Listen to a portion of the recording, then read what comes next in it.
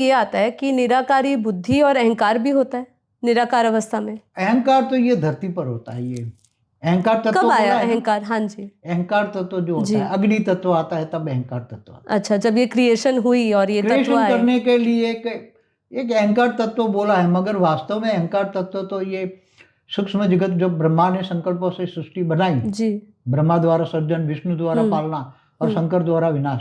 तो आदि ब्रह्मांड की आदि शक्ति ने ब्रह्मा विष्णु शंकर की माँ है ना, जी, तो डायरेक्शन तो आदि शक्ति देती है। ब्रह्मांड जी, तो वही चलाती है, पूरा जी, ब्रह्मांड जी। तो आदि शक्ति चलाती है।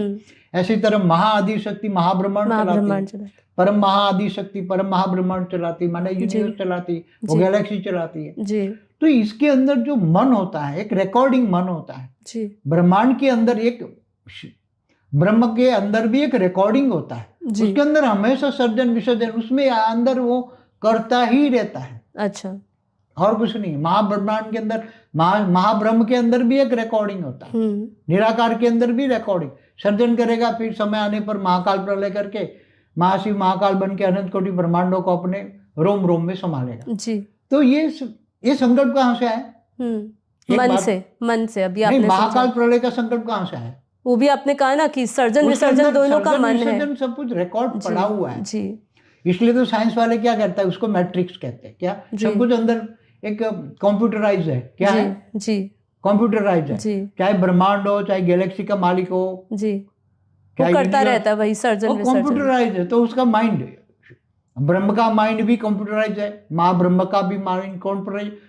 ब्रह्मांड बनाया, सर्जन किया, फिर विसर्जन किया, सर्जन विसर्जन। पर उसका समय तो अलग अलग होता होगा ना, जैसे उसको दिखता होगा कि उसकी रचना गिर रही है, पावर खत्म हो रही है, तब करेगा ना ऑटोमेटिक। ये ब्रह्मांड का 100 साल, ब्रह्मा का 100 साल चलता है ना, तब पूरा। तो ये धरती पर बनती है, फिर धीरे धीरे सूक्ष्मवतन ब्रह्मा ने सब सूक्ष्मवतन बनाए, फिर धीरे धीरे वो गिरते गिरते स्थूलवतन बना, मृत्युलोक बना, मृत्युलोक से सात पाताल लोक बना, अतल वितल सुतल तलातल महातल पातल बना।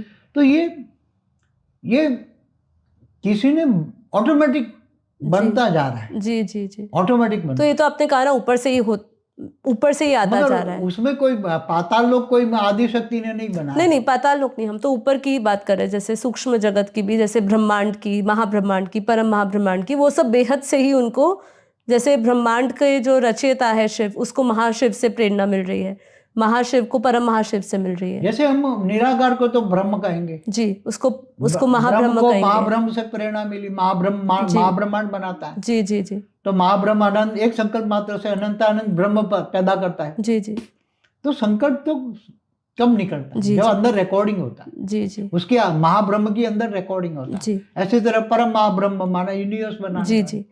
अभी प्रश्न बहुत है बापूजी, इसलिए थोड़ा और जल्दी आगे करते हैं कि बुद्धि थी या नहीं। अहंकार की तो बात हो गई, बुद्धि थी निराकार। बुद्धि तो अलग अलग, देखो स्थूल जगत में है तो स्थूल बुद्धि आ गई ना। जी, स्थूल बुद्धि है ना। जी जी, जी।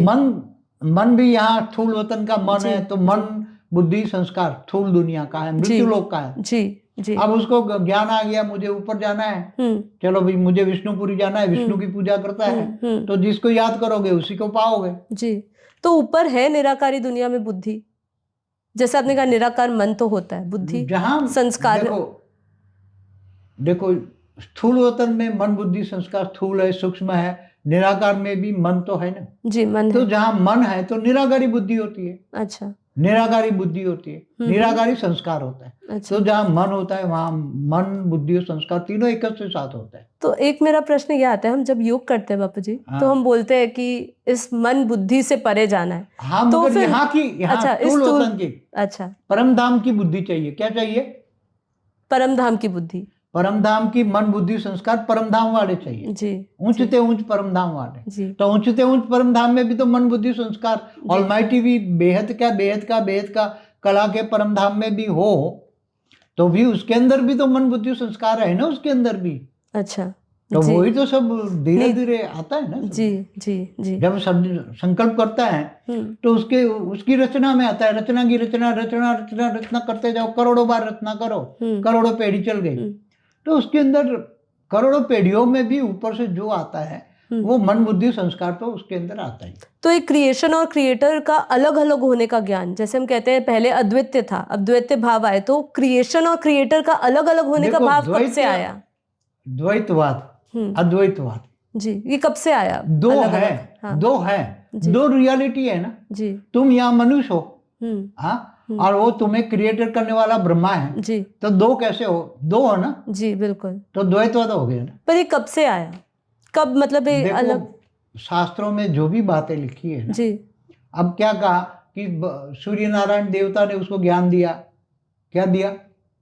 शास्त्रों में लिखोगे तो ये ऋषि मुनि को दिया, इनको दिया, ये दिए। ब्रह्मा ने 4 वेद निकाले जी जी, 4 पुत्र निकाले, तो जाओ तुम ज्ञान दो जी जी, मगर पुत्रों ने ज्ञान नहीं दिया, ऊपर चले गए। हाँ जी। तो ये सब एक जो हिस्ट्री पुराण में लिखी है, तो एक ब्रह्मांड की है ना कहानी, हाँ जी। ब्रह्मा विष्णु शंकर की कहानी है, शिव शंकर की एक ब्रह्मांड की कहानी है ना। ब्रह्मा के 100 साल में जो हुआ, ब्रह्मांड के पहले परात में जो हुआ, उसकी कहानी लिखी गई ना शास्त्रों में, वेद उपनिषद पुराणों में। मगर वेदों में द्वैतवाद, देखो द्वैतवाद, अद्वैत किसको कहेंगे?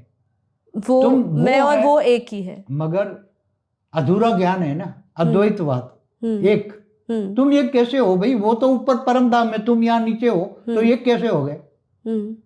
पर ये जब हम योग में उसमें ब्रह्मलीन उसमें अवस्था की बात करें, बाप की तरह याद करो, वो तुम्हारा बाप है, तुम उसकी संतान हो, ऐसे याद करो जी।